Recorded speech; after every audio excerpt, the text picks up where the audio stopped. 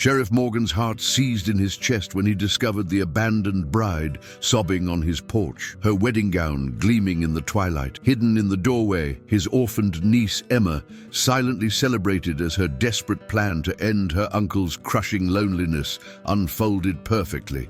Before we continue, don't forget to subscribe to the channel, like the video, and comment where in the world you're watching from. Let's go. The sun had just begun to dip behind the jagged silhouette of Timber Ridge when Sheriff Jedediah Morgan finished his final patrol of the day. Dust clung to his weathered boots as he made his way down Main Street, the evening shadows stretching long across the boardwalks of Silverwood. His eyes, the color of faded denim and just as worn, scanned the familiar storefronts with practiced vigilance, though little ever changed in this corner of Wyoming territory. Folks nodded respectfully as he passed. Sheriff Morgan was a fixture in Silverwood, as permanent as the mountains themselves. 15 years wearing the star, and not a single day had he faltered in his duty. Not when drought scorched the land 3 summers back. Not when smallpox tore through the settlement 2 winters ago. Not even when he'd buried his sister and her husband after that terrible accident, leaving him guardian to a niece he barely knew how to talk to. "Evening, Sheriff," called Mrs. Abernathy from her mercantile. "Don't forget, Emma's expecting you for supper. Wouldn't want to disappoint that sweet child again." Jed touched the brim of his hat, a tight smile crossing his face. "I wouldn't dream of it, ma'am." He checked his pocket watch, a family heirloom his father had pressed into his palm before drawing his final breath. 6:15. Emma would be waiting, likely perched on the porch railing, watching the road with those solemn eyes that seemed to hold more knowledge than any 12-year-old had right to possess. The thought quickened his stride. He'd been late 3 times this week already, each instance greeted by Emma's silent disappointment, a look that cut deeper than any knife. God knows he was trying, but raising a girl child was harder than breaking wild mustangs, and Jed had never been much for gentle touches or soft words. The Morgan homestead sat on the outskirts of town, a modest 2-story affair with a wide porch and sturdy walls. His sister Sarah had loved the place, had filled it with warmth and laughter before the wagon accident took her and Robert both. Now, it stood as a constant reminder of what Jed had lost and what he'd gained, though he wasn't sure he was equipped to handle such a precious responsibility. As expected, Emma waited on the porch, though not in her usual spot. She stood by the stairs, her copper braids catching the last golden rays of sunlight, a strange look of anticipation on her freckled face. "You're home early," she said, bouncing slightly on the balls of her feet. "Slow day," Jed replied, removing his hat as he approached. "No trouble worth mentioning." Emma's smile widened. "Good. Because we have a visitor." Jed's hand instinctively moved toward his holster. Visitors were rare out this way. "And what visitor?" "A lady," Emma said, her voice pitched with excitement. "She's inside. She's been crying something fierce." Jed felt his chest tighten. In his experience, crying women meant trouble of a particular sort that he was ill-equipped to handle. "Emma Morgan, what have you done? You know better than to invite strangers into our home." "She's not a stranger," Emma insisted, though her eyes darted away in that way they always did when she was stretching the truth. "Well, not exactly. She's Miss Catherine Winters, from Denver. She teaches piano." Jed frowned. "And why is Miss Winters from Denver sitting in our parlor?" Emma's small shoulders squared with determination. "Well, because she was left at the altar today, and she has nowhere else to go." The words hit Jed like a physical blow. "Left at the—" "Emma, for heaven's sake, what were you thinking?" "That you're the sheriff," Emma replied simply. "And sheriffs help people in trouble." Before Jed could formulate a response, the front door creaked open. There, framed in the doorway like a painting too fine for their humble home, stood a woman in a wedding dress. Her veil had been discarded, and her dark hair tumbled in disarray around shoulders that trembled with suppressed emotion. Her face, even blotched from crying, possessed a delicate beauty that made Jed's words catch in his throat. "I'm so sorry," she said, her voice cultured but quivering.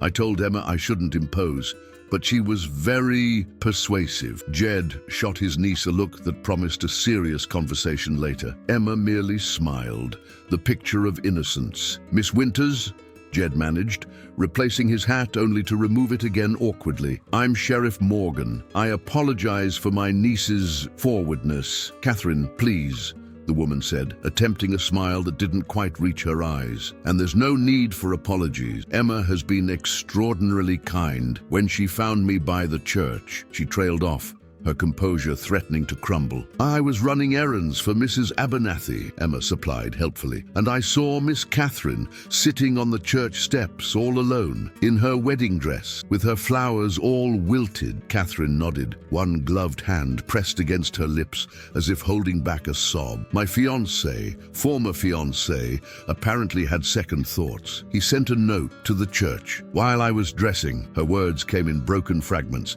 each one seemingly more painful than the last. Jed shifted uncomfortably. He handled drunks and thieves with confident authority, but a broken-hearted woman was territory far more treacherous. "You'll stay for supper," Emma announced decisively, as if the matter was settled. "Uncle Jed makes the best venison stew in the territory. Don't you, Uncle Jed?" "I wouldn't say best," Jed muttered, finding his voice at last. "Miss Winters, Catherine, you're welcome to join us, of course, though I imagine you'd prefer more suitable accommodations.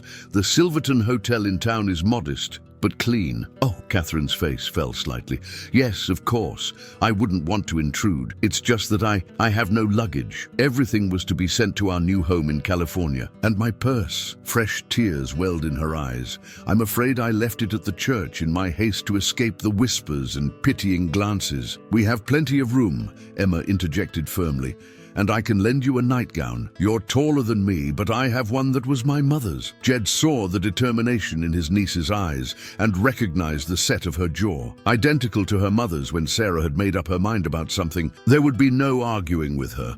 At least not in front of their unexpected guest. "Just until you sort things out," Jed conceded, wondering how exactly he'd ended up in this situation. A jilted bride and a headstrong 12-year-old. God help him. Relief washed over Catherine's face. "You're both so kind. I promise I won't be a burden. I can cook and clean, and I'll be gone as soon as I figure out what to do next." "Come help me set the table," Emma said, reaching for Catherine's hand with familiar ease. "Uncle Jed needs to wash up anyway. He always smells like horse after work." As Emma led their guest inside, Jed remained on the porch, his mind reeling. Something about the situation felt off, though he couldn't place exactly what. Emma had always been a tender-hearted child, quick to adopt stray kittens and injured birds, but bringing home a jilted bride was beyond even her usual compassion. He stared out at the darkening landscape, the first stars winking to life in the indigo sky. Behind him, through the window, he could hear the soft murmur of female voices and the unfamiliar sound of laughter in his home, a sound that had been absent for far too long. With a sigh that carried the weight of his uncertainty, Jed Morgan straightened his shoulders and turned toward the door. Sheriff or not, he was apparently hosting a dinner party for a runaway bride, and no amount of gunslinging experience had prepared him for that particular challenge. Supper was an awkward affair, at least for Jed. He sat at the head of the table, painfully aware of his rough manners beside Catherine's refined grace. Even in her disheveled state, with her wedding gown rumpled and her eyes still rimmed with red, she handled her utensils with the delicate precision of someone raised in society. She draped a kitchen apron over her gown in a practical gesture that somehow endeared her to Jed more than any fancy mannerism could have. Emma, however, seemed entirely at ease. She chattered away, filling the silence with stories about school and town gossip, pausing only to encourage Catherine to take second helpings of the stew. "Mrs. Abernathy says I talk enough for 3 people, Emma confessed cheerfully. "Uncle Jed doesn't mind though, do you, in Uncle Jed? He says the house was too quiet before I came." Jed nearly choked on his biscuit. He'd said no such thing, though the sentiment wasn't entirely untrue. Before Emma had arrived, he'd spent his evenings in silence, often taking his meals on the porch rather than sit alone at the empty table. "I can see why," Catherine said with genuine warmth, her first real smile of the evening. "You're excellent company, Emma. So are you," Emma replied, studying Catherine with undisguised fascination. "Isn't she, Uncle Jed?" Jed cleared his throat. "Miss Winters has had a trying day, Emma. Perhaps we could give her some peace." "It's quite all right," Catherine assured him. Emma's conversation is soothing, actually, better than being left alone with my thoughts. Her smile faltered, and she looked down at her half-eaten stew. Were you very much in love with him?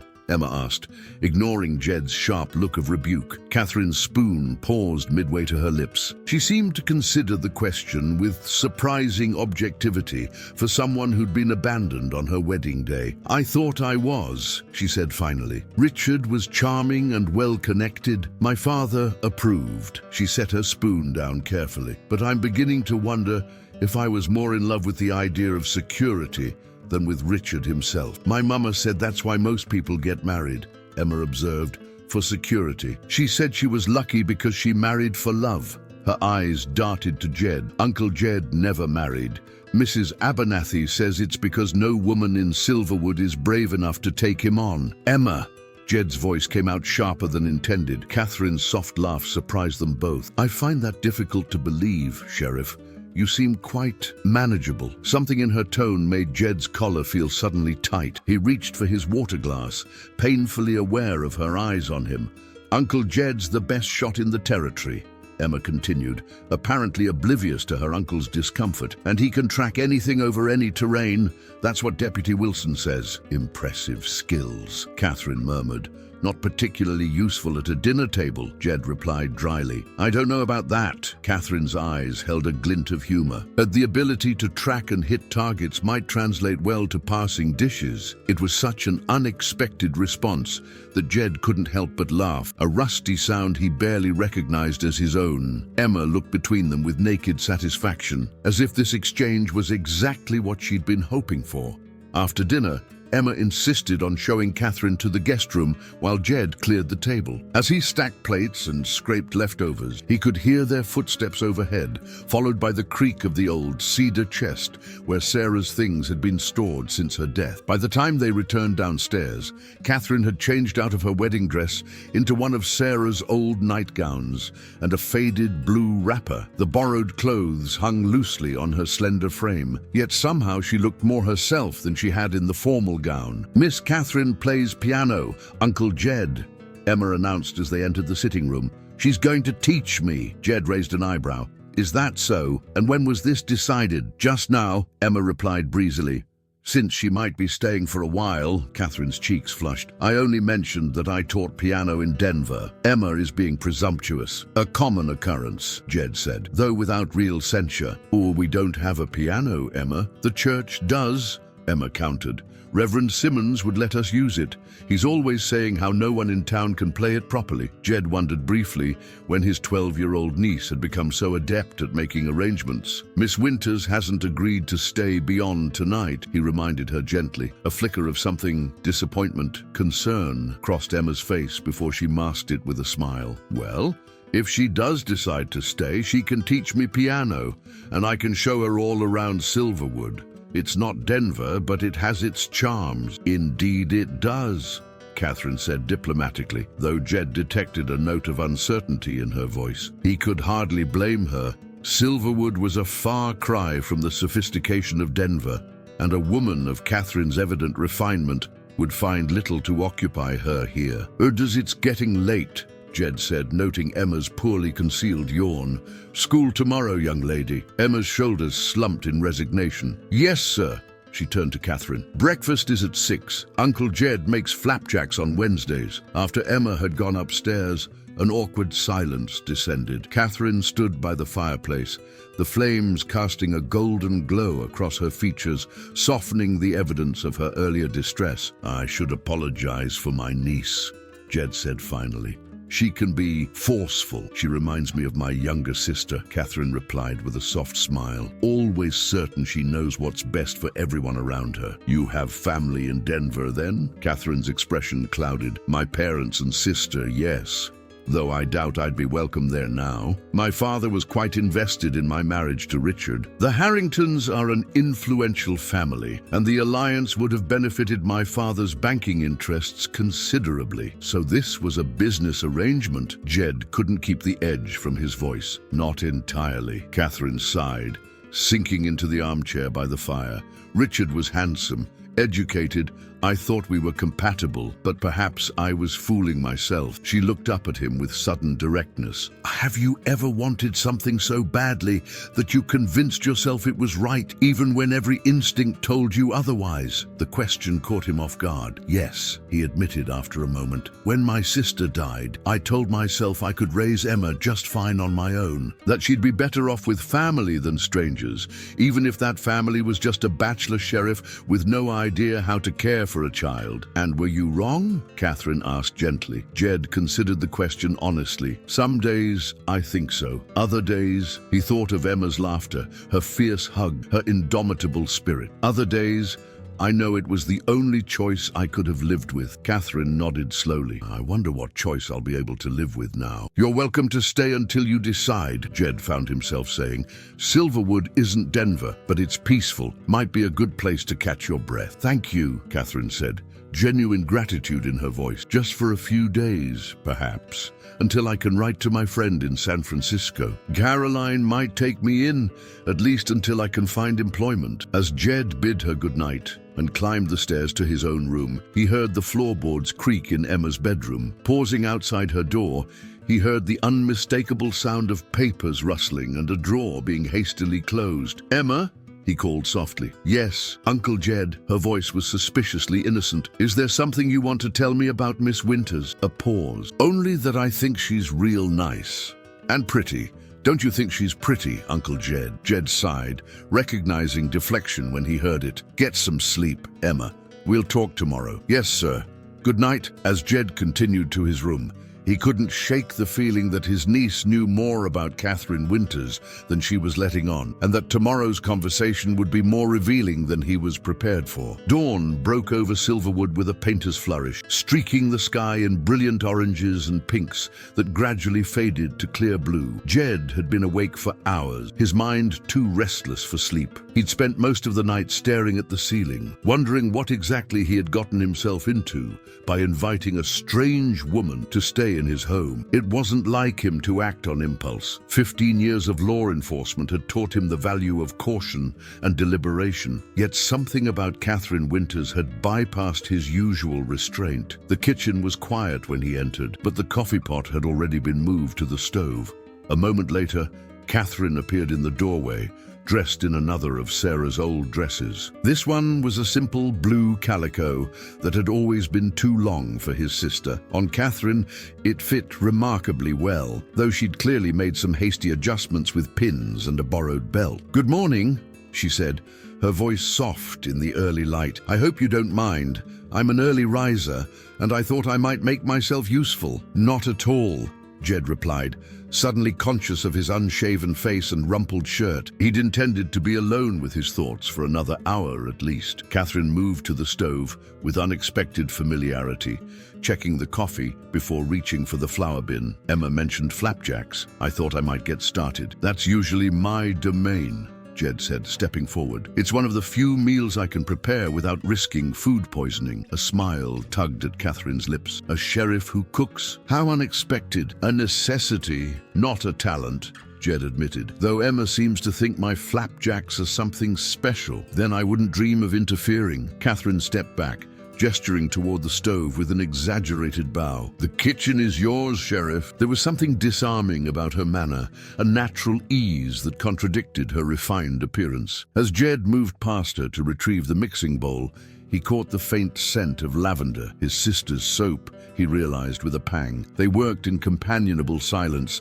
Jed mixing batter while Catherine set the table and sliced bacon. It felt oddly domestic, this shared morning ritual with a woman he'd met only yesterday. More disconcerting was how natural it felt, as if Catherine had always been part of this household. Uncle Jed. Miss Catherine, Emma's voice broke the quiet as she bounded into the kitchen, her hair hastily braided and her school books clutched against her chest. You're both up and making breakfast together. The delight in her voice was unmistakable. Good morning to you too, Whirlwind, Jed said, flipping a flapjack with practiced skill. Sit down before you drop those books. Emma plopped into her usual chair, arranging her books beside her plate. Did you sleep well, Miss Catherine? Isn't the guest room nice? My mama picked out those curtains specially from a catalogue. It's lovely, Catherine assured her, pouring coffee for herself and Jed. And please, Just Catherine is fine. Catherine, Emma repeated, as if testing the familiarity. Are you going to stay in Silverwood for a while? Because if you are, I could show you around town after school. There's the mercantile and the church and the schoolhouse, of course. And Emma, Jed interrupted, placing a stack of flapjacks on the table. Let Miss Winters eat before you plan her entire stay. It's all right, Catherine said. Your enthusiasm is refreshing, Emma. As for staying, she glanced at Jed uncertainly. I'm still figuring out my next steps, but I would love to see more of Silverwood while I'm here. Emma beamed. Perfect. We can go this afternoon and maybe stop by the church to see the piano. Reverend Simmons is always there on Wednesdays. Jed raised an eyebrow at his niece's convenient knowledge. You seem to have this all planned out. I just want to be helpful, Emma replied, butter dripping from her flapjack as she cut into it enthusiastically. Catherine needs friends right now. Speaking of friends, Jed said carefully, watching Emma's face. You never did explain how exactly you came to find Miss Winters at the church yesterday. Emma's fork paused halfway to her mouth. I told you, I was running errands for Mrs. Abernathy. Yes, but our church doesn't perform weddings on Tuesdays, Jed pointed out mildly. And I don't recall hearing about any weddings scheduled this week at all. A flush crept up Emma's neck. Well, it wasn't exactly at the church. It was at the gazebo behind the church. You know, where they have socials sometimes. Catherine looked between them, confusion evident in her expression. The wedding was supposed to be at the gazebo, she confirmed. Richard thought a church ceremony was too conventional. Jed nodded slowly, filing this information away. And you said you were left a note. Yes, delivered by his best man just as I was putting on my veil. Catherine's voice tightened. It said he'd had a change of heart and was already on his way back to Denver, that I should not try to follow. That's awful, Emma declared, her indignation seemingly genuine. And what kind of man does something so cowardly? The kind who's used to getting what he wants without consequences, Catherine replied, a hint of bitterness coloring her words. The rest of breakfast passed with lighter conversation, though Jed noticed Emma carefully steering topics away from Catherine's abandoned wedding whenever possible. When it was time for Emma to leave for school, she hugged Catherine impulsively. I'll be back at 3, she promised. Don't go anywhere without me. As Jed walked Emma to the door, he pulled her aside gently. We still need to have that talk, young lady. Emma's eyes widened innocently. About what? About why I get the feeling there's more to this situation than you're telling me. Emma adjusted her books, avoiding his gaze. I don't know what you mean, Uncle Jed. I was just being nice to someone who needed help. Isn't that what you always tell me to do? Before he could press further, she darted forward to kiss his cheek, then skipped down the porch steps. Don't forget, you promised to fix Mrs. Abernathy's back door today, she called over her shoulder. Jed watched her disappear down the road, torn between exasperation and admiration for her evasive skills. When he returned to the kitchen, Catherine was already clearing the dishes. Your niece is quite remarkable, she said, hands submerged in soapy water. You've done well with her. She's her mother's daughter, Jed replied, reaching for a towel to dry the dishes she'd washed. Stubborn, clever, and too kind-hearted for her own good sometimes. Those sound like admirable qualities to me. They are, until they lead to bringing home strays without warning. He glanced at her with a slight smile to soften his words. Catherine's hands stilled in the water. Is that what I am, a stray? I didn't mean no. It's accurate enough, she said with a self-deprecating laugh. Abandoned and without clear direction. The comparison is apt. I was going to say unexpected guest, Jed corrected. And for what it's worth, Emma's instincts about people are usually sound. And what about your instincts, Sheriff? Catherine asked, meeting his gaze directly. What do they tell you about me? The question hung between them, weighted with implications Jed wasn't ready to examine. He was saved from answering by a sharp knock at the front door. Sheriff Morgan, a voice called. You in there? We've got trouble down at the saloon. Duty calls, Jed said, setting down the towel. Will you be all right here on your own? Catherine nodded, a small smile playing at her lips. "And I think I can manage not to burn down your home in your absence, Sheriff." As Jed grabbed his hat and badge from the hook by the door, he caught himself wondering what Catherine would do with her day, and looking forward to finding out when he returned home that evening. The realization was as startling as it was undeniable. For the first time in years, he was eager for the workday to end. The trouble at the saloon turned out to be nothing more than a disagreement between the owner, Hank Sullivan, and a cattle buyer from Cheyenne over the price of a bottle of Kentucky bourbon. Still, it had escalated enough that Jed spent the better part of an hour mediating the dispute and reminding both men that shooting each other over whiskey prices would be bad for business all around. "Appreciate your time, Sheriff," Hank said as the cattle buyer stormed out, muttering about highway robbery and uncivilized establishments. "Say, heard you took in that woman who was left standing yesterday. That true?" Jed's eyes narrowed slightly. News traveled fast in Silverwood, but this seemed remarkably quick even by local standards. "And where did you hear that?" Hank wiped a glass with his apron, avoiding Jed's direct gaze. "Oh, you know how it is. Word gets around." "Word gets around," Jed repeated flatly, "about a woman who arrived in town yesterday afternoon." Hank shifted uncomfortably. "Well, truth be told, Doc Miller's wife mentioned it when she came by with his lunch. Said she heard it from Mrs. Abernathy, who heard it from—" "Let me guess," Jed interrupted. "Emma." "That's right," Hank confirmed, brightening. "Who stopped by the Mercantile this morning before school. Told Mrs. Abernathy all about the beautiful lady in the wedding dress you rescued. Said she was staying with you until she recovered from her broken heart." Jed pinched the bridge of his nose, feeling a headache forming. Emma's flair for dramatic storytelling was well known in Silverwood, but this was beyond her usual tale. "The situation is temporary," he said firmly. "Oh, Miss Winters experienced some misfortune, and we're providing assistance until she makes arrangements to travel on." Of course," Hank replied, with a knowing smile that made Jed want to reconsider his policy against locking up citizens for irritating him. "Always the gentleman, our Sheriff Morgan." Jed left the saloon with a curt nod, stepping into the bright morning sunshine. As he made his way toward the jail to check in with his deputy, he noticed several townspeople watching him with unusual interest. Mrs. Peterson, the banker's wife, actually crossed the street to intercept him. "Sheriff Morgan," she called, her voice syrupy sweet. "I was just telling the ladies at the quilting circle that we should organize a welcome basket for your guest. Perhaps some preserves and fresh linens." "That's not necessary, ma'am," Jed replied stiffly. "Nonsense. It's the Christian thing to do," she insisted. "A woman abandoned on her wedding day needs the support of good society, especially if she's considering making Silverwood her home." Jed stared at her. "Making Silverwood her home? Who said anything about—" "Oh!" Mrs. Peterson's hand fluttered to her throat. "Perhaps I'm speaking out of turn. Emma mentioned that Miss Winters was a piano teacher looking for a fresh start. We've been saying for years that Silverwood needs cultural refinement." "Emma said that, did she?" Jed's suspicion deepened. "When exactly did you speak with my niece?" "This morning, when she delivered Mrs. Abernathy's order to the quilting circle." Mrs. Peterson's smile faltered slightly under Jed's intense gaze. "She seemed quite certain that Miss Winters would be staying on. Such a thoughtful child. Your Emma. Thoughtful?"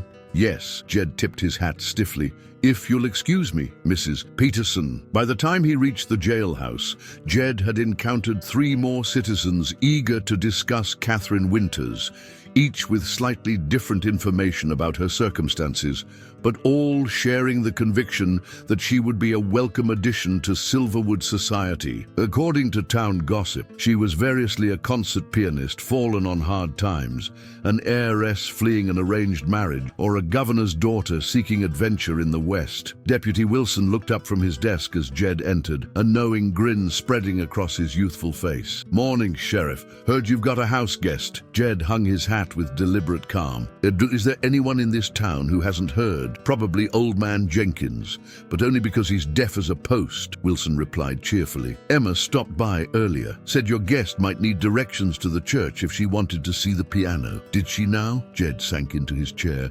resignation settling over him like a heavy blanket. "Wilson, do me a favor. Next time my niece comes by with news about my personal affairs, remind her that not everything needs to be announced to the entire territory. Yes, sir, Wilson agreed, though his grin remained firmly in place. Though if I might say, it's about time someone caught your eye. Been too long since.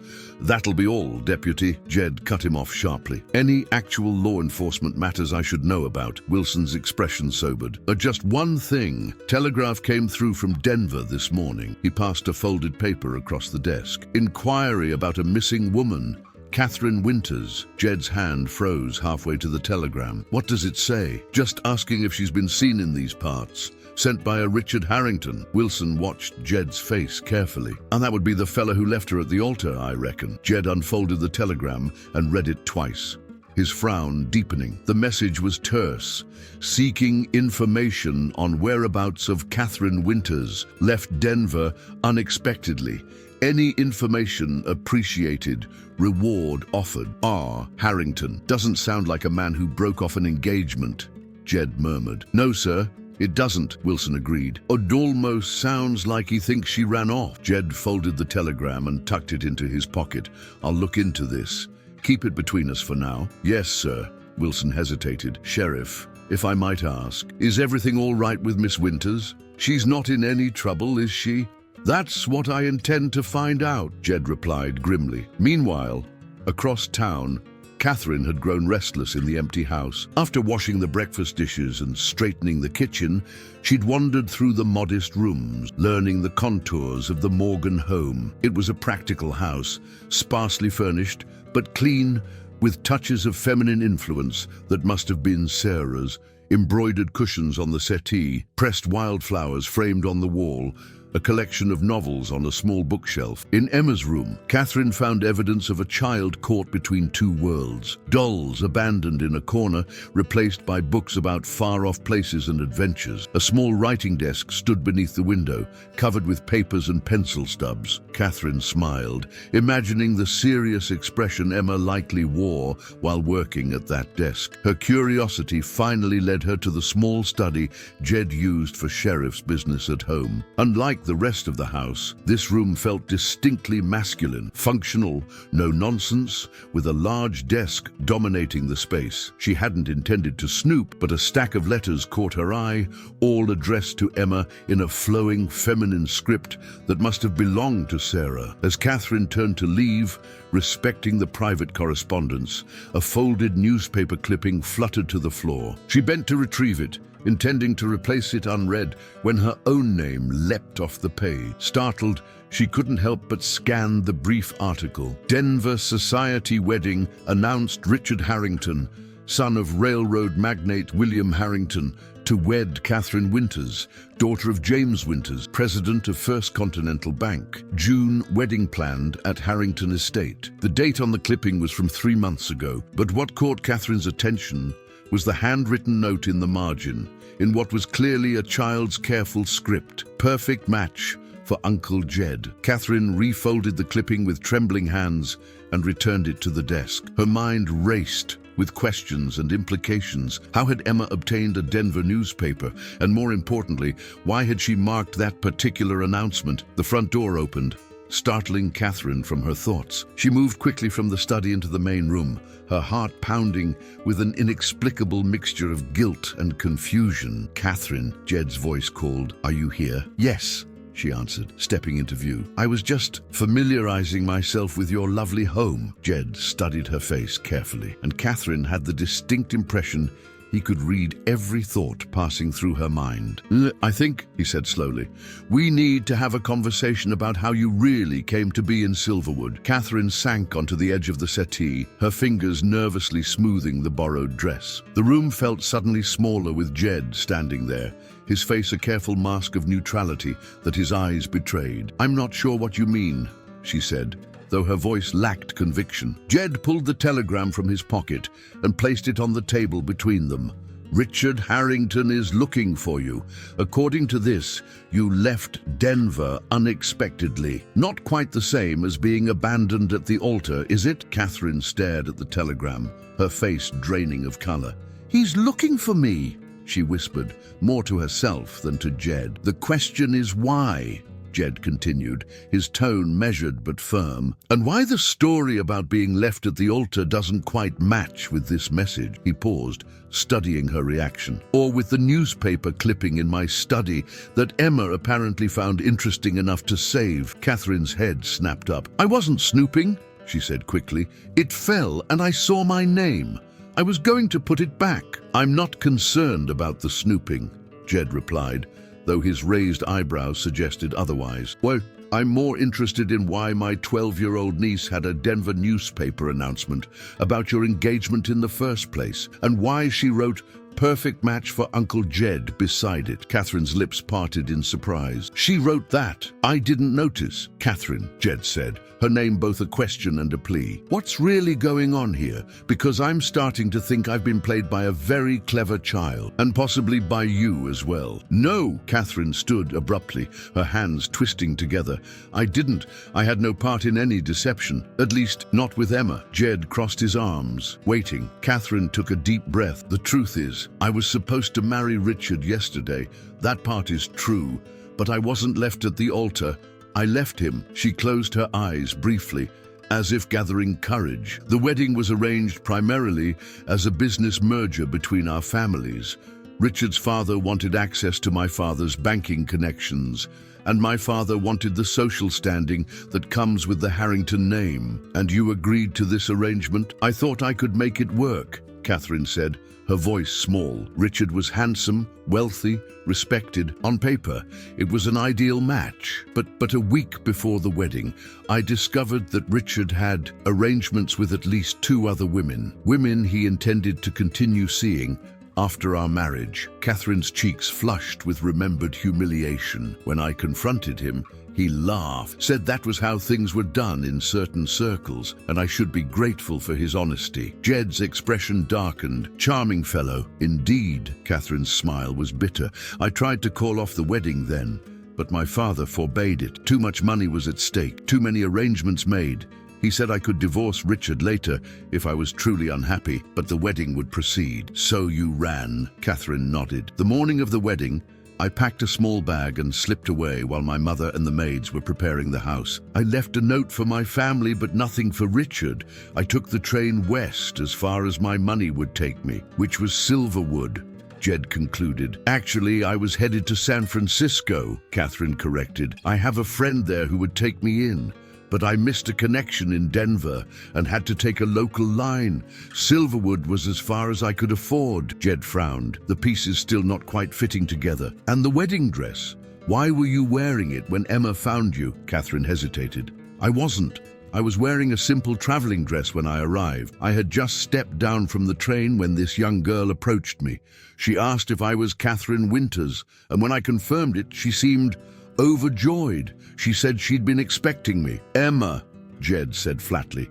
Yes. She said she knew all about my situation and had arranged everything. Before I could ask what she meant, she was pulling me toward the church, saying there was something I needed to try on. Catherine's expression softened at the memory. She was so earnest, so certain. I followed her to the church, where she presented me with a wedding dress she said belonged to her mother. Sarah's dress, Jed murmured, understanding dawning. Oh, from the cedar chest, Catherine nodded. Emma insisted I try it on, said it was important for you to see me in it. I thought perhaps you were a dressmaker or a tailor who could help me alter my clothes for the journey ahead. She laughed softly at the absurdity. By the time I realized what she was planning, I was already in the dress, and Emma was rushing off, saying she'd bring you right away. And the story about being left at the altar, Emma's creation, Catherine admitted. She returned in a panic, saying you were on your way, but that her original plan wouldn't work. She said you'd never allow a strange woman to stay in your home unless you felt sorry for her, that you were too proper, too cautious. So she invented a tragic backstory, Jed concluded, torn between exasperation and reluctant admiration for his niece's creativity. She made me promise to play along just until you got to know me, Catherine said. She was so desperate, so convinced it was the right thing to do. I was confused, exhausted from travel, and frankly, I had nowhere else to go, so I agreed. Jed paced the small room, processing this revelation. But why? Why would Emma go to such lengths to bring a complete stranger into our home? Catherine's cheeks colored slightly. From what I've gathered from Emma's comments, she believes you're lonely, that you need someone in your life besides her. I see. Jed's voice was carefully neutral, though Catherine thought she detected a flash of hurt in his eyes. Then you went along with this scheme because I was desperate, Catherine said simply. I had very little money left, nowhere to go, and your niece offered a temporary solution. I never meant to deceive you, Jed. I was going to tell you the truth once I'd figured out my next steps. And now? Jed asked, his gaze intense. What are your plans now that Richard is looking for you? Catherine's hands trembled slightly. I don't know. If he's offering a reward, people will be watching for me. You could return to Denver, Jed suggested, though his tone lacked conviction. Face the situation. No, Catherine said firmly. I won't be forced into a marriage with a man who has no intention of honoring his vows. I'd rather work as a laundress in a mining camp than be Mrs. Richard Harrington. Something in her defiant tone seemed to resonate with Jed. His stance softened slightly. And your friend in San Francisco, is that still your destination? It would be, if I had the means to get there. Catherine smoothed her borrowed dress. But I used the last of my money to reach Silverwood. Jed was silent for a long moment, weighing possibilities against principles. Finally, he sighed. Well, I can't in good conscience turn you out with nowhere to go. Emma would never forgive me for one thing. And for another, Catherine asked softly. Their eyes met, and something unspoken passed between them, a current of understanding and possibility that neither was ready to name. The moment was broken by the front door flying open as Emma burst in, her school books clutched to her chest and her face flushed with excitement. I'm home! And guess what? Reverend Simmons says we can use the church piano anytime She stopped abruptly, taking in the scene before her. The telegram on the table, Catherine's strained expression, her uncle's stern gaze now turned fully on her. Emma Morgan, Jed said evenly. I believe you have some explaining to do. Emma's shoulders slumped, but only briefly. Then, with a determined lift of her chin that reminded Jed painfully of Sarah, she set down her books. And I suppose, she said with remarkable composure for a child caught in an elaborate deception, we should start with the letters. Jed and Catherine followed Emma to her bedroom, where the girl knelt before her bed and pulled out a wooden box from beneath it. The box was worn around the edges, its lid decorated with pressed flowers beneath a layer of shellac. Clearly, Sarah's handiwork. Emma set it on the small writing desk and opened it with reverent care. Mama kept all her important letters in here, she explained, her voice uncharacteristically solemn. After she died, I started keeping mine here too. She removed a bundle of envelopes tied with a faded blue ribbon. Jed recognized his sister's handwriting immediately. Letters she had written to Emma during the brief period when the girl had stayed with her maternal grandparents while Sarah and Robert established their homestead. These are from Mama, Emma said unnecessarily, setting them aside with care. But these, she pulled out another smaller bundle. These are from Caroline Winters. Caroline Winters, Catherine repeated, her eyes widening. That's my friend in San Francisco. The one I was traveling to see. Emma nodded. She's Mama's friend too. They went to finishing school together in Boston. She carefully untied the second bundle and selected a letter from near the bottom. This one explains everything. Jed took the proffered letter, noting the postmark from nearly a year ago, just months before Sarah's death. The paper was fine quality, the handwriting elegant and flowing. My dearest Sarah, I was delighted to receive your latest letter and the charming drawing Emma included. She has quite a talent. Please tell her that her rendering of the San Francisco Bay brought sunshine to a rather foggy week here. I've thought often of your invitation to visit Silverwood. Perhaps when Catherine's situation resolves, I might finally make the journey. Speaking of which, I must confess that your suggestion about introducing Catherine to your brother has occupied my thoughts considerably. From your description, Sheriff Morgan sounds like exactly the kind of honorable man she needs after the disappointing characters she's encountered in Denver society. However, Catherine's father has other plans. James Winters is determined to see his daughter advantageously married, and he's set his sights on the Harrington heir. The engagement hasn't been announced yet, but it's all but certain. I fear Catherine will acquiesce to her father's wishes, as she always has. She possesses a spirit of independence that James has systematically suppressed since her mother's death. If circumstances were different, I believe your brother and my dear Catherine would indeed suit admirably, perhaps in another life. The letter continued with news about Caroline's own family,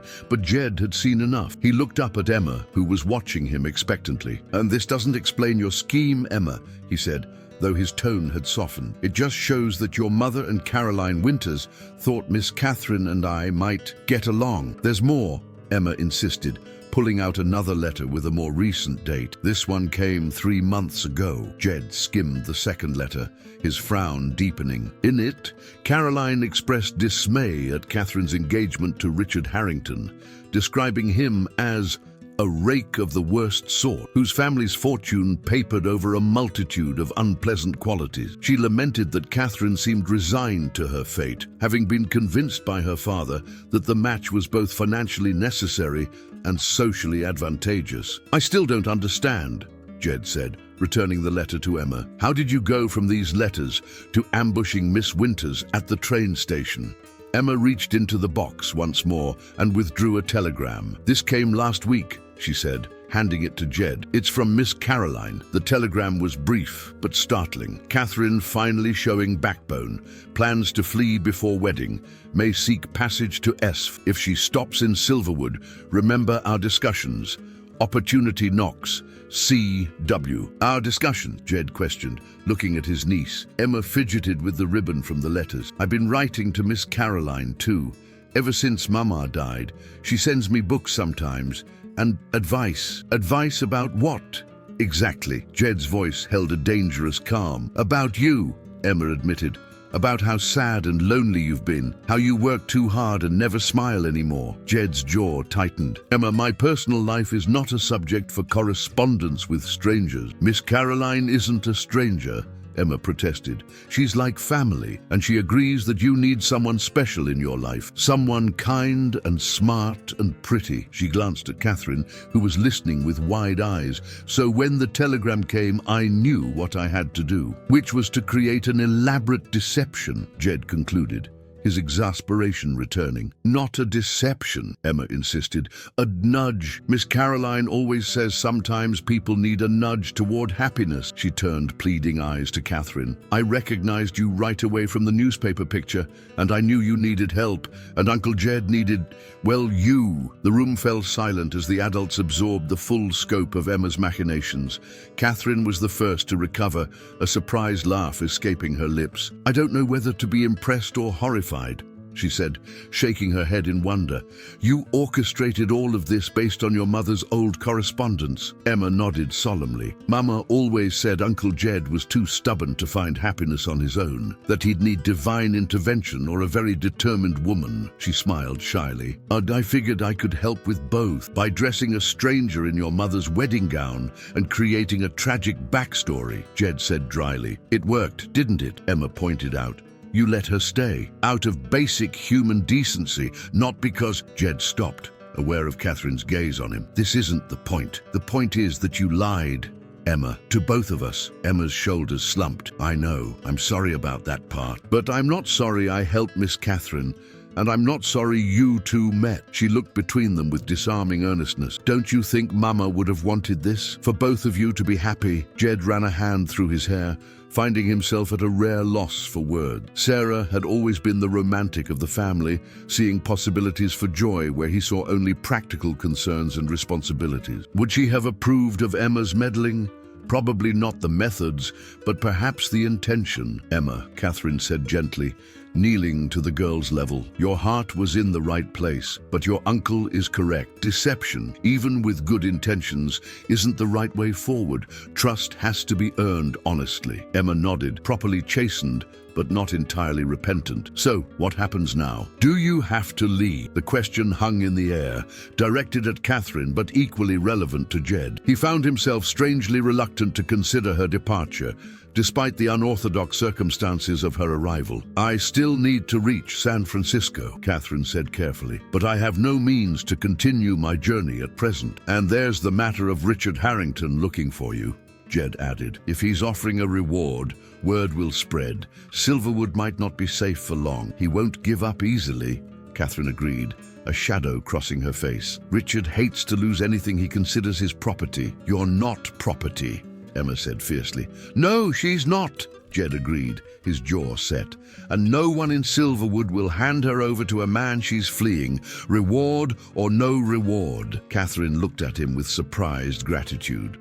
"You'd protect me, even after learning I deceived you. You were in a desperate situation and got caught up in my niece's creative solution," Jed replied. "That's not the same as malicious deception." Their eyes met, and Emma looked between them with poorly concealed satisfaction.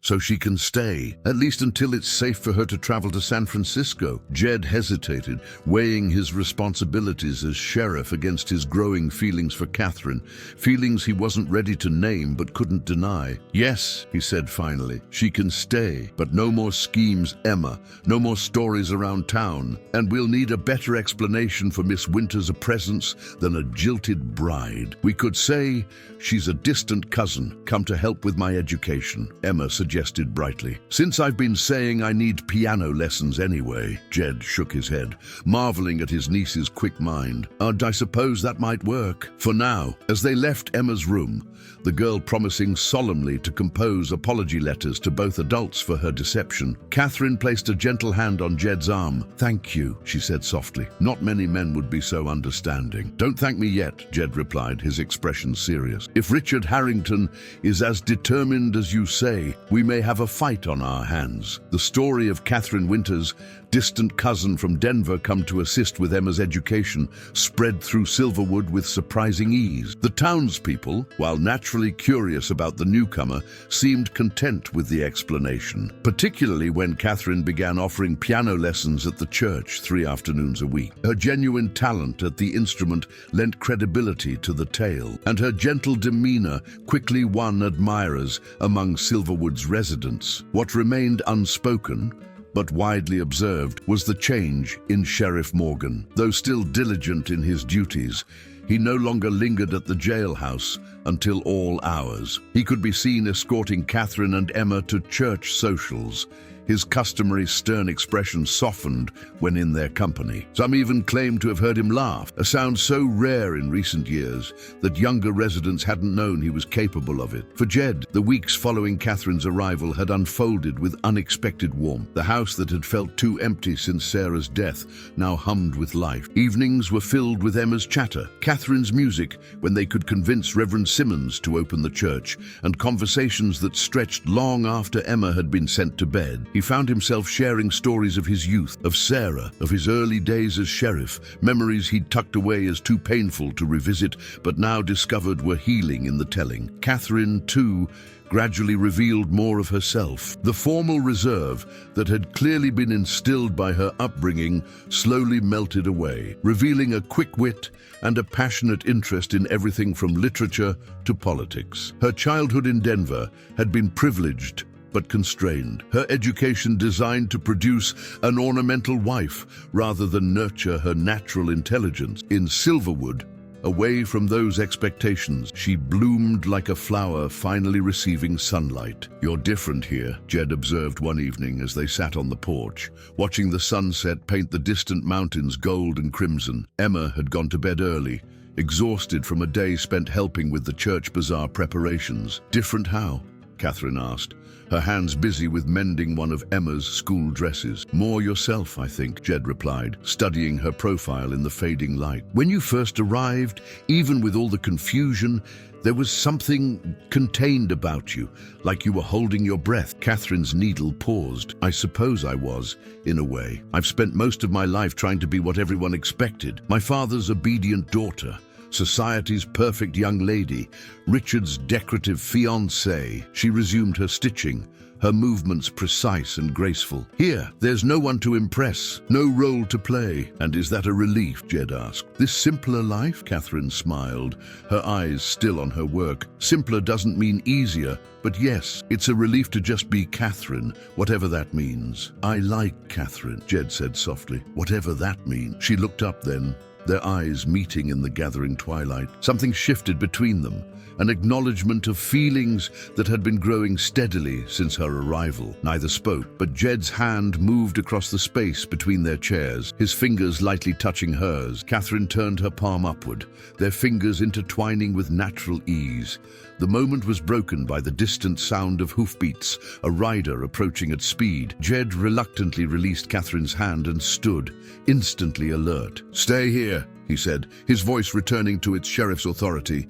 Catherine nodded, gathering her sewing as Jed stepped off the porch, one hand instinctively moving to the pistol at his hip. The rider came into view, and Jed relaxed slightly when he recognized Deputy Wilson's lanky form. "Sheriff," Wilson called, reining in his horse.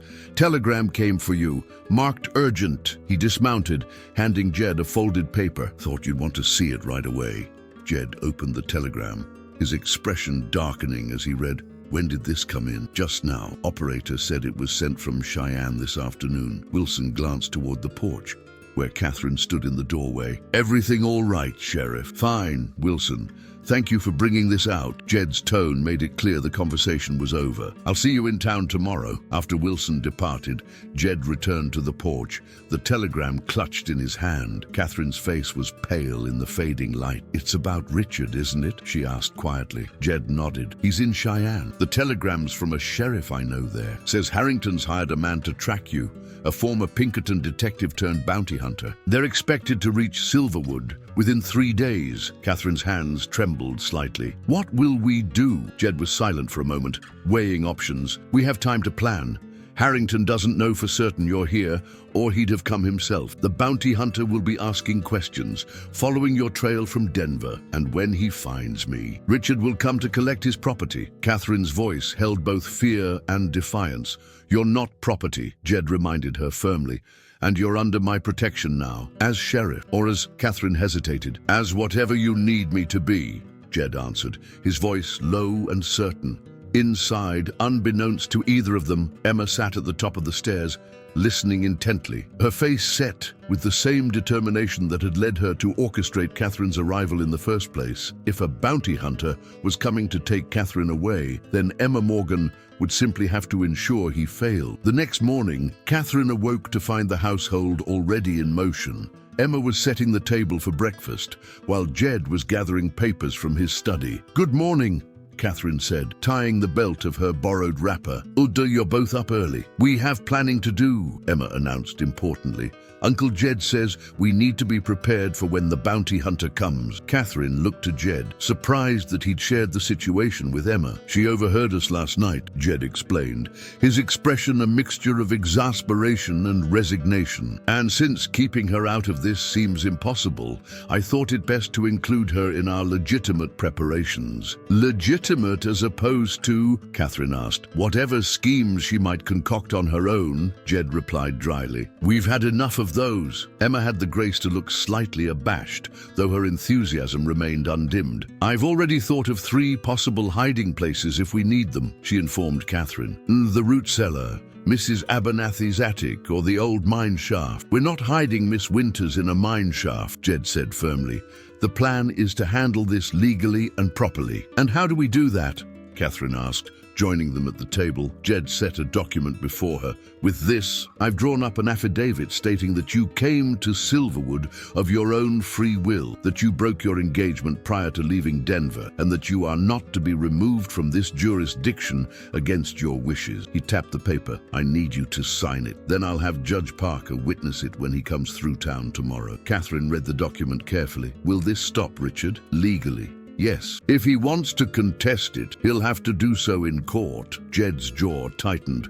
"Whether that will actually deter him remains to be seen." "It won't," Catherine said with quiet certainty. "Richard isn't accustomed to being denied what he wants." "Then we'll be ready for that too," Jed assured her. his hand covering hers briefly. "I've sent telegrams to several colleagues in neighboring towns. If Harrington tries anything outside the law, he'll find himself facing more than just one country sheriff." Emma watched this exchange with keen interest, noting the protective way her uncle leaned toward Catherine, the trust in Catherine's eyes as she looked at him. Her plan had worked better than she could have hoped. They were falling in love. Now, she just had to make sure no bounty hunter or jilted fiancé ruined everything. After breakfast, as Jed prepared to ride into town, Emma disappeared briefly to her room. When she returned, she was carrying a small leather pouch that she pressed into Catherine's hands. "What's this?" Catherine asked, opening the drawstring. "Mama's savings," Emma said solemnly. She kept it in her sewing box for emergencies. "I think this counts." Inside the pouch were several gold coins and a few crumpled bills. Not a fortune, but certainly enough for train fare to San Francisco. "Emma, I couldn't possibly—" "It's not for now," Emma interrupted. "It's just in case." Her young face was suddenly serious beyond her years.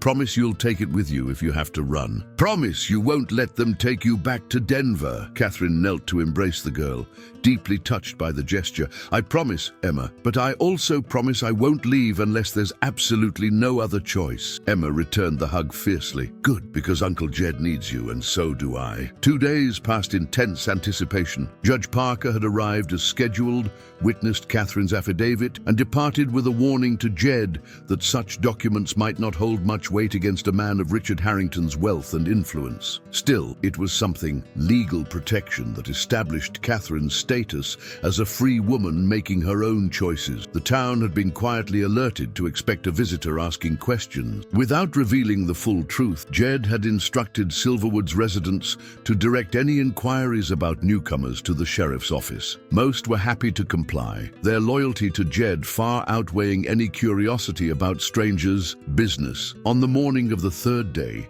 the stagecoach from Cheyenne arrived right on schedule. Among the passengers who disembarked was a lean, hard-faced man with a closely trimmed beard and calculating eyes. He wore city clothes, a charcoal suit and polished boots, but moved with the alert precision of someone accustomed to danger. He carried only a small valise and a walking stick that Jed suspected concealed a blade or firearm. From his vantage point outside the jail, Jed watched the man survey Main Street before entering the Silverton Hotel. Deputy Wilson appeared at his side, chewing thoughtfully on a toothpick. "That him, you reckon?" Wilson asked quietly. Jed nodded. "Fits the description. Name's Silas Payne, according to Sheriff Donovan's telegram. Former Pinkerton, now freelance. Known for always completing his assignments. Want me to keep an eye on him?" "Discreetly," Jed instructed.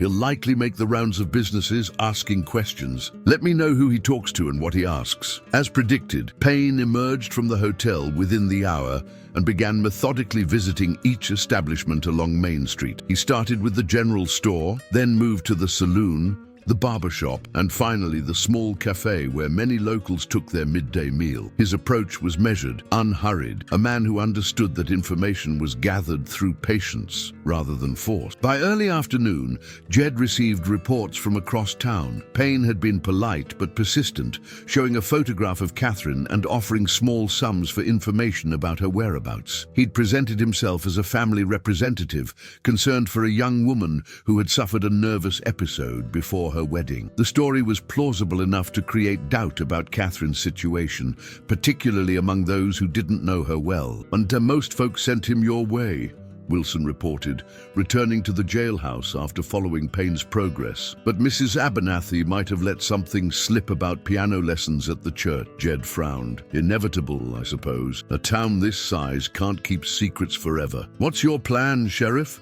Wilson asked.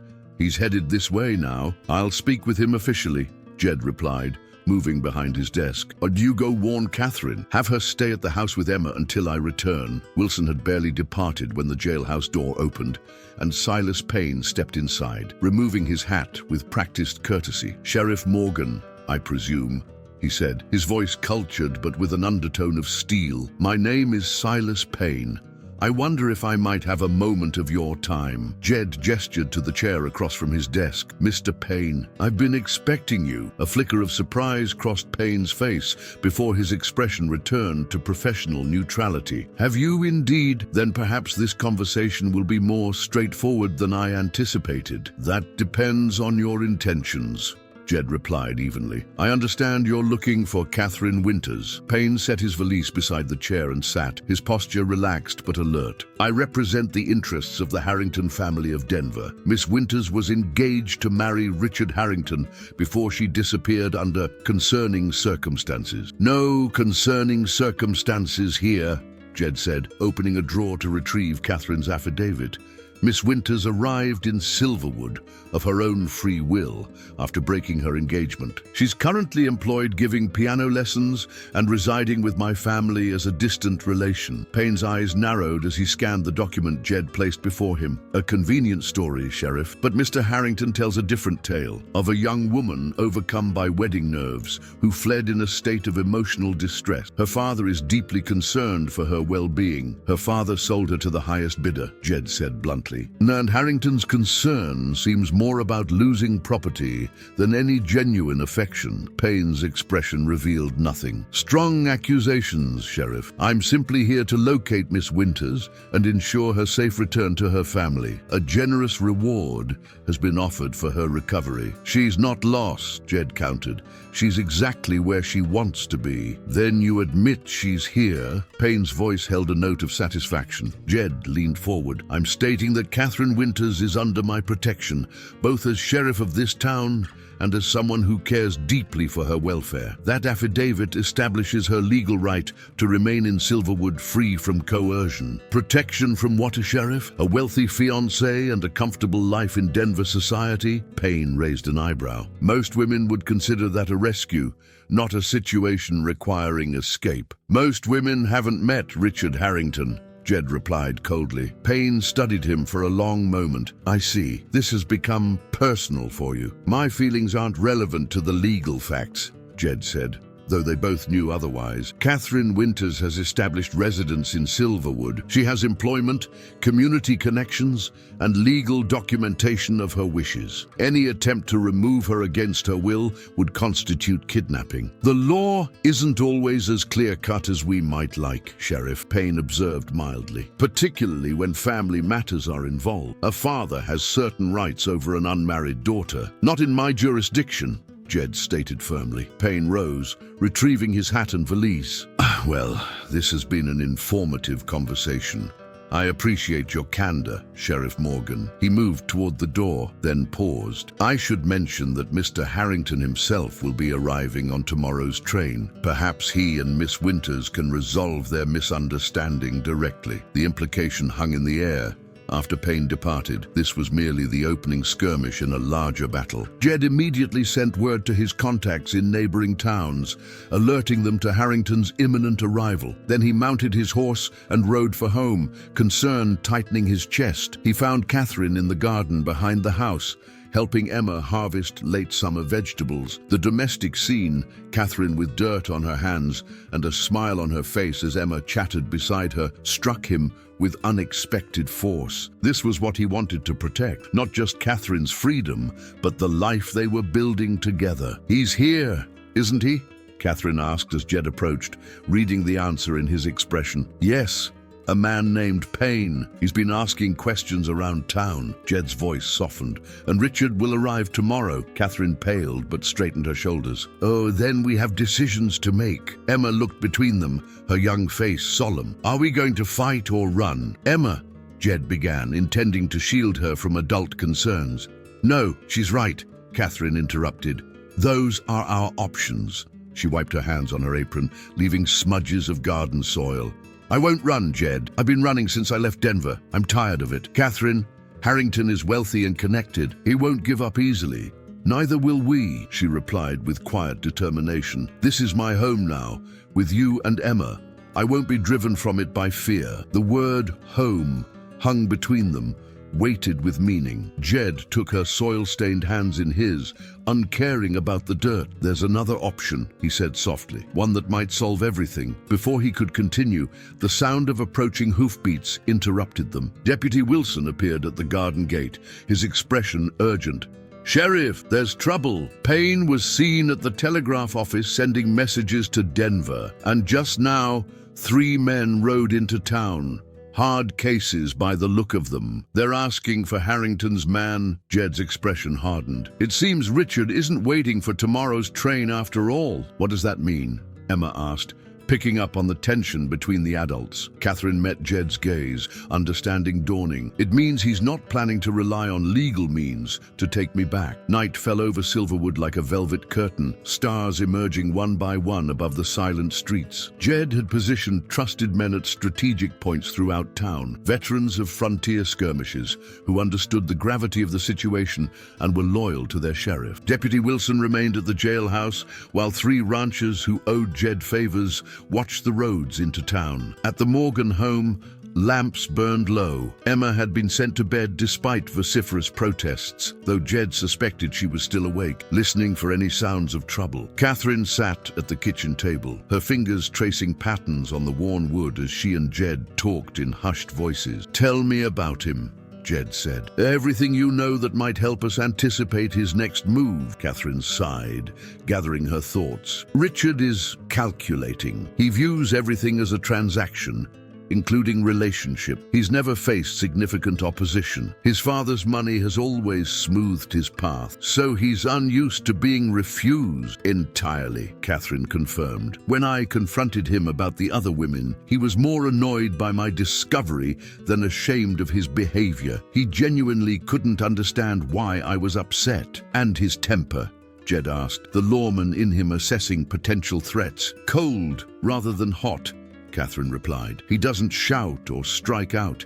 He plans. When crossed, he becomes very still, very focused.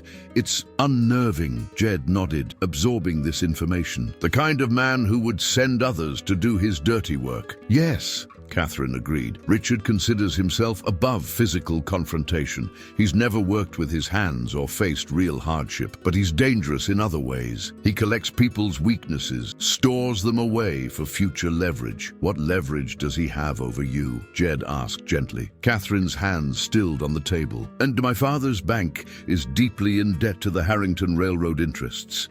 The marriage was to forgive those debts. If I don't return," she left the consequence unspoken. "Your father might lose everything," Jed finished for her. "Yes, and while our relationship has never been warm, I don't wish financial ruin upon him." Catherine looked up, her eyes bright with unshed tears. "That's the trap, you see. Richard knows I feel responsible, even though I never agreed to be the currency in this transaction." Jed reached across the table, covering her hand with his. "You're not responsible for debts you didn't create, Catherine. My mind knows that," she said softly. "My heart is less certain." A comfortable silence fell between them, broken only by the ticking of the mantel clock and the occasional crackle from the stove. Outside, an owl called mournfully into the darkness. "You mentioned another option earlier," Catherine said finally. "Before Deputy Wilson arrived," Jed's expression softened. "It wasn't how I planned to ask." "Ask what?" Though her voice was steady, her fingers trembled slightly beneath his. "If you might consider making your stay in Silverwood permanent," Jed said, his usual directness tempered by a new vulnerability. "As my wife?" Catherine's breath caught. "Jed, I know it's sudden," he continued, "and perhaps not the most romantic timing with Harrington's men in town, but the truth is, Catherine, these weeks with you have shown me what I was missing, what Emma saw before either of us." "A family," Catherine whispered. "Yes." Jed's thumb traced circles on her palm. "I'm not a wealthy man. I can't offer Denver society or fine things, but I can promise to cherish you, respect you, and stand beside you as an equal partner, if that's something you might want." Catherine's free hand moved to cup his cheek, her touch gentle as a whisper. "It's everything I want. Everything I never knew to hope for until I came here." The kiss that followed was tender, a promise exchanged without word. When they parted, Catherine's eyes shimmered with emotion. "Is that a yes?" Jed asked, his voice rougher than usual. "Yes," Catherine replied simply. Though I think we should wait to tell Emma until this situation is resolved. She'll be insufferably pleased with herself. Jed laughed softly. She'll claim credit for the entire courtship, and she wouldn't be entirely wrong, Catherine admitted with a smile. Their moment of happiness was interrupted by the sound of approaching horses, several of them, moving at a steady pace rather than a gallop. Jed rose immediately, his hand moving to his gun belt, hanging by the door. "Stay inside," he instructed, his voice shifting back to the sheriff's authoritative tone. "Lock the door behind me." Catherine followed him to the porch, anxiety evident in her face. "Be careful, Jed." He touched her cheek briefly. "Always am." The riders came into view as Jed stepped off the porch, 4 men on horseback, silhouetted against the night sky. They halted at the edge of the property, maintaining a cautious distance. In the lead was Silas Payne, his distinctive figure unmistakable even in the darkness. Beside him sat a man whose tailored riding clothes and straight-backed posture marked him as someone accustomed to deference. "Sheriff Morgan," Payne called. "Mr. Harrington would like a word." Jed moved forward, positioning himself between the riders and the house. "Thought you weren't arriving until tomorrow, Harrington." The well-dressed man urged his horse forward slightly. "I found it prudent to expedite my journey when I learned of Catherine's whereabouts." His voice carried the polished accent of Eastern education, but underneath lurked something cold and assessing. "I believe you're harboring my fiancée." "Ex-fiancée," Jed corrected. "Miss Winters has made her position quite clear." Richard Harrington dismounted with practiced ease, handing his reins to one of his companions. He was handsome in a conventional way, tall, well-proportioned, with features that spoke of generations of careful breeding. His clothes were impeccable despite the journey, his boots barely dusty, but a temporary confusion.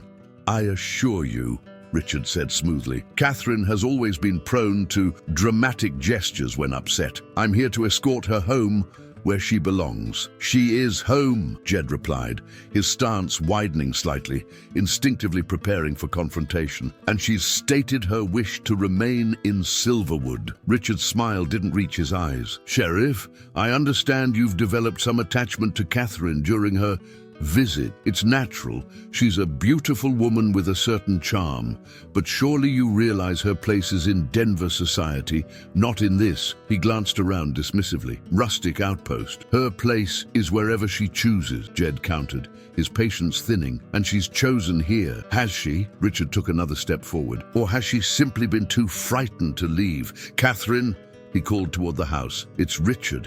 There's no need to hide anymore. Your father has forgiven your impulsive behavior. Come home with me now, and all will be forgotten." The front door opened, and Catherine stepped onto the porch. She had changed from her simple day dress into Sarah's wedding gown, the same one Emma had convinced her to wear on her arrival in Silverwood. In the pale moonlight, the ivory satin gleamed like liquid silver. "I'm not hiding, Richard," she called, her voice clear and steady. "And I have nothing to be forgiven for." Richard stared at her, momentarily speechless at the sight of Catherine in a wedding dress. "What is the meaning of this?" Catherine descended the porch steps with deliberate grace, moving to stand beside Jed. "That means I'm exactly where I want to be, with the man I choose to marry." From the doorway, Emma appeared, her nightgown ghostly white in the darkness, her face a mixture of triumph and concern. As she watched the confrontation unfold, Richard's composure slipped, revealing a flash of genuine rage before his features reset into calculated calm. "I see. Sheriff Morgan has played quite the gallant rescuer, hasn't he? Tell me, Catherine, does he know why you really left Denver? About the scandal that would have erupted had you stayed?" Catherine's face paled in the moonlight, but her voice remained steady. "There is no scandal, Richard. Only the truth you tried to bury." "The truth?" Richard laughed, the sound brittle in the night air. "That you were involved with James Collins, my father's business rival? That the two of you were planning to elope before his unfortunate riding accident?" Jed glanced at Catherine, whose expression had shifted from fear to indignation. "James was my friend," she said firmly. "He died because he tried to help me escape a loveless arrangement. After his death, I found evidence suggesting his accident was suspiciously timed. Richard waved a dismissive hand. Tragic coincidences happen all the time. The point is, Sheriff, your bride-to-be has a history of fleeing engagements. What makes you think you're different? Because I love him, Catherine answered before Jed could respond. Something you would never understand, Richard. To you, marriage is a business transaction. To me, it's a choice I make freely, with my whole heart. Emma stepped forward, her small figure fearless as she moved to stand beside Catherine. And she has a family here. Me and Uncle Jed, we chose her too. Richard's gaze hardened as he took in the united front before him. How touching, the sheriff, the runaway bride, and the orphan girl. A perfect little family. His tone made the words an insult. Unfortunately, sentiment doesn't erase legal obligations. Catherine's father signed a contract. The wedding may have been delayed, but it will proceed. No contract can force a woman to marry against her will, Jed said, his hand instinctively moving toward his holstered pistol. Not in Wyoming territory. Perhaps not, Richard conceded with a cold smile. But contracts can certainly ruin a man financially. James Winters will lose everything when my father calls in his debts. His bank will collapse, leaving hundreds of depositors destitute, all because his daughter preferred playing house in this backwater to honoring her responsibilities. Catherine flinched visibly, the barb finding its mark. Beside her, Emma's small hand slipped into hers, offering silent support. That's your father's choice, not Catherine's burden, Jed countered. You're attempting to use her family as leverage. That ends now, does it? Richard looked genuinely amused. And how exactly will you stop me, Sheriff, with your badge and six-shooter? My father controls rail lines, banks, and politicians across 3 states. Your authority ends at the town limits. During this exchange, Payne and the other riders had remained mounted, watching the confrontation with professional detachment. Now Payne leaned forward slightly in his saddle. Mr. Harrington, he said quietly, we should conclude this business. Richard nodded curtly. Indeed, Catherine, this theatrical display has gone on long enough. You have 2 choices. Return to Denver with me now, fulfill your obligations, and your father's bank will be saved. Or stay with your sheriff and watch your family name destroyed along with the savings of countless innocent people. Which will it be? A tense silence fell over the yard. Catherine's grip tightened on Emma's hand, her other hand seeking Jed's. Her expression was torn, the weight of the choice visible in every line of her body. That's not fair, Emma protested suddenly, her young voice cutting through the tension. You can't make her choose between people she loves. Life rarely concerns itself with fairness, child, Richard replied dismissively. But letters do, Emma continued, her chin lifting in defiance. Especially letters that mention arranging accidents for people who get in the way. Richard's composure faltered. What nonsense is this? Emma, Jed warned, but the girl pressed on. The letters Miss Caroline sent my mother, Emma explained, her voice gaining confidence, about how worried she was for Catherine because Mr. Harrington bragged about taking care of James Collins. She kept copies of everything, even the notes where Mr. Harrington admitted what he did. Catherine stared at Emma in shock. Caroline had proof all this time. Emma nodded solemnly. She sent the copies to Mama for safekeeping because she was scared. After Mama died, I found them in her special box. I didn't understand everything, but I knew they were important. Richard's face had gone rigid, his eyes darting between Emma and his men. The desperate fabrications of a child, he said, though his voice had lost its smooth assurance. No court would accept such evidence. Perhaps not on its own, Jed agreed, but combined with sworn testimony from Catherine and Caroline Winters, it would certainly warrant an investigation.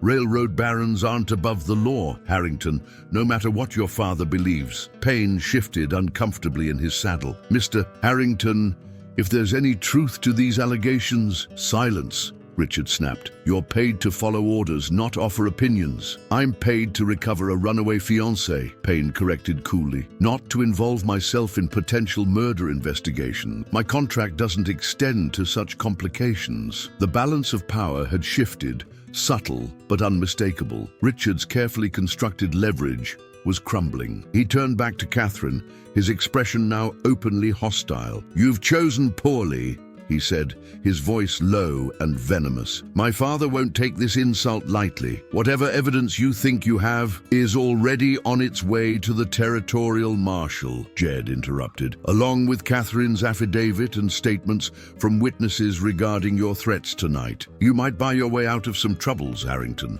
but murder charges have a way of sticking even to wealthy men. For a moment, it seemed Richard might abandon restraint entirely. His hand moved toward his coat, and Jed tensed, ready to draw. But then Payne spoke again, his professional calm, a stark contrast to the charged atmosphere. "We're leaving, Mr. Harrington." Now, after a tense standoff that seemed to stretch into eternity, Richard's hand fell back to his side. His face composed itself into a mask of cold disdain. "Keep her," he said finally. "A Morgan of Silverwood is welcome to my leavings, but this isn't over, Sheriff. Not by any measure."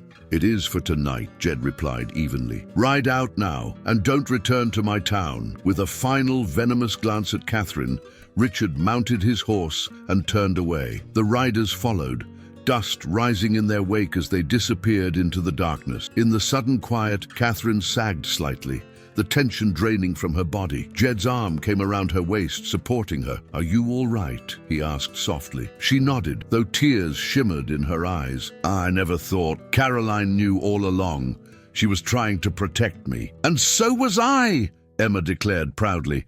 "I knew those letters were important. That's why I wrote to Miss Caroline in the first place, to ask what they meant." Jed shook his head in amazement. "Emma Morgan, you are the most meddlesome, resourceful, brilliant child I've ever known." Emma beamed at the compliment. "So does this mean you're really getting married? For true this time, not just pretending for Mr. Harrington?" Catherine and Jed exchanged a look filled with meaning, relief, tenderness, and the promise of a future neither had dared imagine months ago. "Yes," Catherine confirmed, smoothing the wedding dress that had once belonged to Emma's mother. "For true this time." "Good," Emma said decisively, "because I already told Reverend Simmons to expect you tomorrow, and Mrs. Abernathy is baking a cake." "Tomorrow!" Jed and Catherine exclaimed in unison. Emma shrugged, the picture of innocence. "Well, you're already dressed for it, and Uncle Jed has his good suit clean, and I found the perfect dress in Mama's trunk that fits me now. So why wait?" Looking at each other in the soft moonlight, neither adult could find a reason to argue with her impeccable logic. "And tomorrow it is," Jed agreed, his voice rough with emotion. "A real wedding this time," Catherine added. "Not left at the altar, not part of a scheme, just us." "And me," Emma reminded them, wedging herself between them for a group embrace. "It was my scheme, after all." The next evening, as the sun dipped low over Silverwood, painting the mountains gold and the sky a blushing pink, Sheriff Jedediah Morgan stood on the church steps in his best suit, waiting. The townspeople had gathered inside, drawn by the irresistible combination of romance and drama that had unfolded in their midst. From down the street came Emma, practically skipping in her borrowed dress, a basket of wildflowers in her hands. Behind her walked Catherine, radiant in Sarah's wedding gown, now properly fitted and adorned with fresh ribbons, courtesy of Mrs. Abernathy's sewing circ. As Catherine approached the steps where Jed waited, Emma paused to press a folded paper into her hand with a conspiratorial wink. "What's this?" Catherine whispered. "The last letter from Miss Caroline," Emma explained quietly. "She says she's coming to visit next month and bringing all the evidence against Mr. Harrington. We're going to be fine." Catherine smiled, tucking the note into her sleeve before reaching for Jed's outstretched hand. His face, usually so stern and composed, was transformed by a smile that seemed to come from somewhere long buried, now resurrected by love. "Ready?" he asked softly. "And I've been ready since the moment your niece convinced me to put on this dress," Catherine replied, with a laugh that held both joy and wonder at the strange, perfect path that had led her here. As they stepped into the church together, Emma following with triumphant satisfaction, the setting sun cast long shadows across the porch, one tall and straight, one graceful and flowing, and one small but mighty between them. 3 shadows becoming one family, exactly as a clever girl had planned all along.